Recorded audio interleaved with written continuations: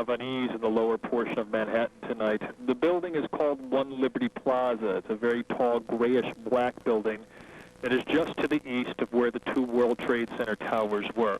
About 2 hours ago, I was brought to ground zero to see the 1,000 to 1,500 workers who are on the scene working at the wreckage. I was told when I was there they were deeply concerned about that One Liberty Plaza building and another building to the south that has a huge hole in it. These are very brave people. They are walking on top of wreckage, and in some cases is 75 feet tall, lifting up heavy metal with the knowledge that two buildings nearby are vulnerable. Well, about 30 minutes after I was there, they started noticing that that One Liberty Plaza building started twisting, and then windows started popping out of the building. Immediately, an evacuation was ordered, and now all 1,000 to 1,500 people have evacuated the area. There is no one at the scene right now participating in the rescue and recovery.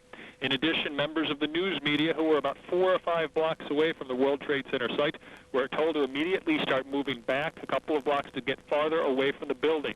The fear is, and we should make this very clear, there is no evidence this building is coming down. But there is a concern that it could happen. And if the building did come down, and that's still a long shot in my estimation based on talking to people, it could potentially knock down other buildings nearby, creating a very huge problem. And that's why the area has been evacuated. I should tell you, Judy, being at the site, one thing that I must stress, this is a much worse disaster in terms of damage than I ever imagined, even being 4 blocks away. When I got there, we are talking about damage to maybe 100 to 150 businesses that aren't part of the World Trade Center complex, some very substantial. There is debris and damage in a 10-square-block area in each direction from the World Trade Center complex. A morgue has been set up across from the World Trade Center in a damaged Brooks Brothers store.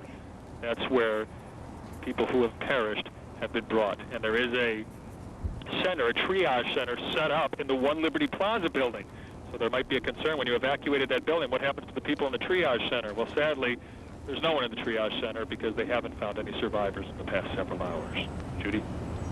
All right, Gary, I want to have one more question I want to ask you, and as I do, I believe we're going to be able to show our viewers some very unusual pictures from the International Space Station. These are pictures of New York City from space. So that now I'm seeing this for the first time, just as you are.